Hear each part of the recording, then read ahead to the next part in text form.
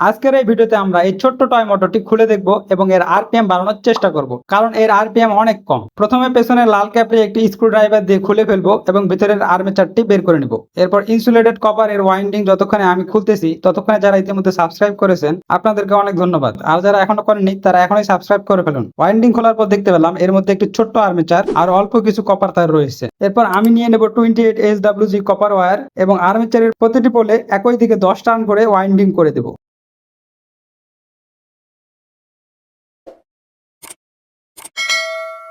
এবার প্রতিটি পোলের উপর থাকা কপার ওয়্যারটি সোল্ডার করার জন্য সিরিজ কাগজ দিয়ে ইনসুলেশন তুলে ফেলবো এবং সোল্ডারিং করে নেব।